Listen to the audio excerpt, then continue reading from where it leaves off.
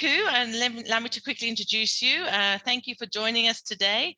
Ku Pillay is the Vice President of the South African Chefs Association, a very good association, very proactive down here in South Africa, and we welcome you here this morning. So Ku, over to you. If I could ask you a couple of questions just to share with our audience. Could you just tell us a little bit about the South African Chefs Association? You know, how big you are, what your objectives are, what your members are like. Over to you, Ku.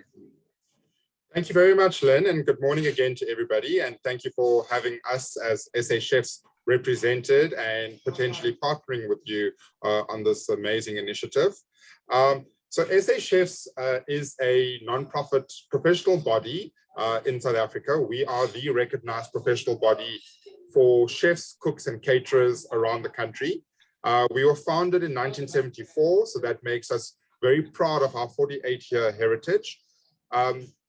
Ultimately, we represent the interest of cooks, chefs, and caterers at all levels, so not just at senior level, right from the humble beginnings of the trainee chef, all the way up to our Academy of Chefs. And our focus is on skills development, the celebration of culinary professionals, and of course, in South Africa, as in every part of the world, industry is always transforming, and that's what we are key players in doing, is also to transform our industry. And we base our values on three things. It's we represent, we educate, and we connect. So as mentioned, we represent all chefs, cooks, and caterers across all levels in the country. We educate through our training schools. We educate through our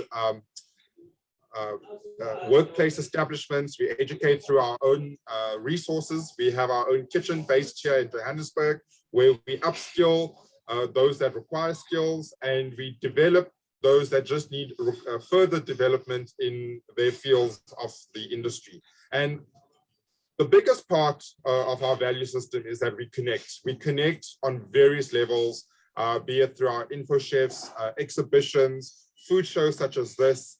And we're very proud that to date, we have just over 10,000 active members throughout all regions of South Africa. That all sounds amazing. Yes, I know you've got a very big reach here. So that's fantastic. And not only, I know from experience, you've not only got chefs as part of your membership, you've also got strategic partners, don't you?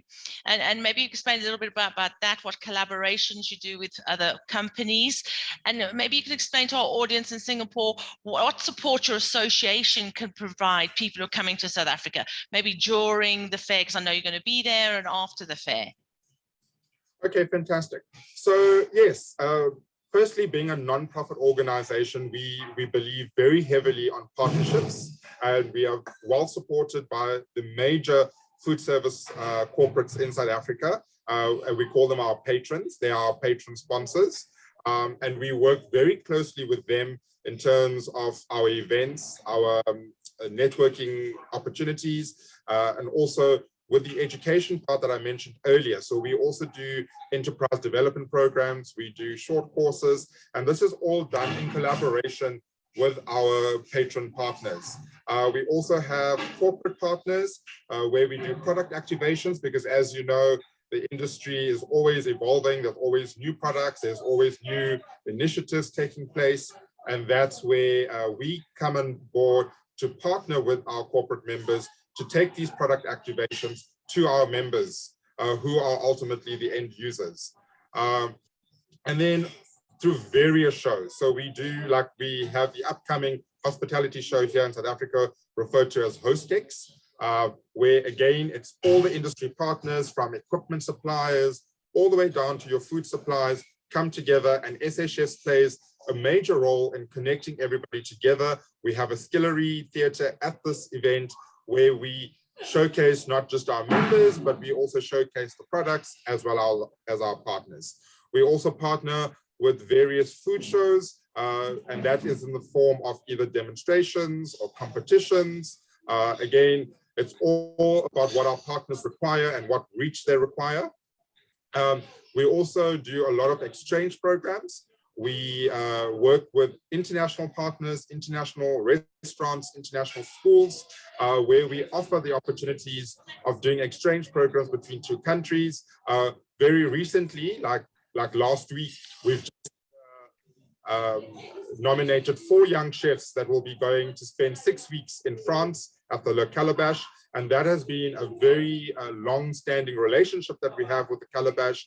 And we're very proud of that initiative. And we've also now got 2 chefs from the Swiss Hotel School going over to the Jan Hendrik restaurant in France. So again, a lot of opportunities for our chefs. We also offer opportunities for international chefs to come into South Africa. We work very closely with the World Chefs governing body, where we've got the Billy Gallagher Young Chefs Tour. And we're actually going up now to Abu Dhabi in the next week, where we are going to be announcing who the 2 young chefs from overseas that will be coming through for 6 weeks to South Africa on an exchange program. Okay, that all sounds really exciting. I know one of the things we want to do at the event is have a cook-off between a South African chef and a Singaporean chef, and exchanging of cultures and discussing food and ingredients. So that all sounds amazing.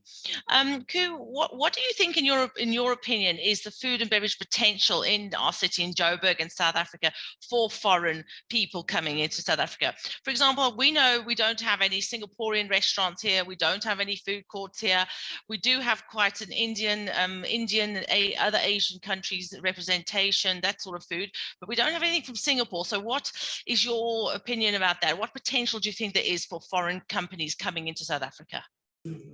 Lynn, I think there's massive potential. As you know, Johannesburg is like the melting pot of all the cultures. It is the hub of South Africa. It's the economic hub of South Africa. It's the port of entry, the main international airports here. So it's definitely got a lot of potential from a food and beverage offering. As you mentioned, yes, we don't have much Singapore options, but we've got lots of other influences from other Asian countries, South American countries. We're seeing a lot of novel cuisine now coming in.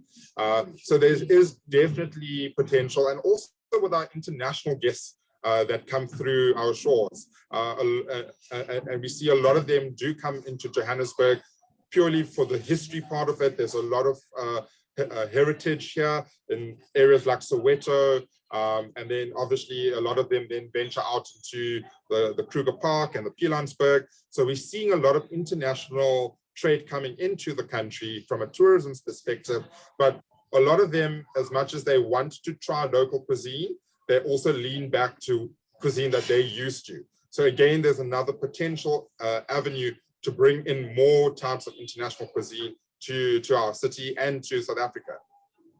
Oh, that sounds exciting. That's what I was, along the line of what I was thinking. But you explained it a bit, but maybe you can explain a bit more, because you see it, I mean, amongst the many things that you do, you're managing a leading hotel near the airport, and I know it's very busy there. But what are the current trends in South Africa? Like, are people eating healthier? Are they going more vegan, plant-based? What local trends are you seeing through in your eateries? Well, I think, especially over the last 5 years, we've seen a move to, I would say, a healthier way of life. We're seeing a lot of people now tending to go for vegan options. We're seeing a lot of people going for dairy alternatives, things like soya milk, and rice milk and oat milk, and all of these different types of dairy alternatives are becoming very popular. I think if you also see the trends in our retail, there's now starting to be a big focus a lot more on fresh foods, freshly prepared, and we're moving away from tinned and you know, those long life kind of food items.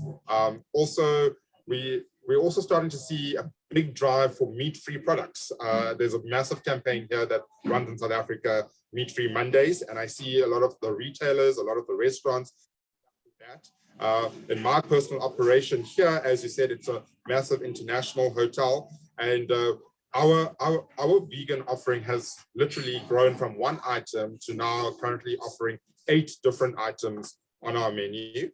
So we are seeing the trend for alternative products, and we're also seeing a lot of a move to less gluten products, so gluten-free breads, even like on our pizza menu, even pizza franchises are also now offering gluten-free bases and flour alternative bases. So there is definitely a move to a more healthy lifestyle. And we've also seen a massive increase now in fresh veg juices, fresh fruit juices, people staying away from a lot of the carbonated fizzy drinks, going more for the alternative routes.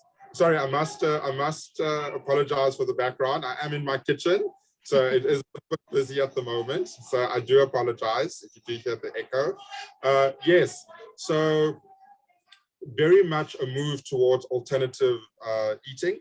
But I think here in South Africa, we love our meats. So as much as there is a move to that, but I think people are also conscious of what they are eating. They're going for less fattier foods. There's now a trend moving to more organically grown beef and pork and lamb. So we're starting to see that. And we're also starting to see that people want simple food now. They're done with those overcomplicated, 13 different components on a plate kind of thing. They just want good, wholesome, hearty, family-orientated meals. Okay, that's super. And then my last question for you today, I know that at the Chefs, you have a training academy with students and you do some amazing work there. And from once they've gone through your academy, they go into the world of cooking and you place them. But can you maybe explain a little bit more about that? Especially, for example, some Singapore companies would like to set up in a food court or be here permanently. And there's the issue of where can they get the labor to do that? And I think there's good synergy with what you're doing at your academy. So maybe could you explain a little bit more that to our audience? So again, SA Chefs is a partner on all levels of education. So you've got the full-time training providers that offer you an A to Z full chefing diploma qualification over 3 years. But SA Chefs can also customize what the industry needs. I mentioned earlier, we work with our corporates where we do enterprise development programs, where we partner with our corporates and we identify the needs in a certain sector, and we take existing caterers and existing businesses and we just upskill and develop them to the next level. Start from the grassroots where we start developing you from a young chef all the way through to get you to at least a mid-level chef. We do a lot of upskilling short programs. So there's various options that we have from an education perspective that we can provide depending on what the needs are. And like I said, our exchange programs are starting to pick up. And I think I see a lot of synergy between South Africa and Singapore going forward in terms of this.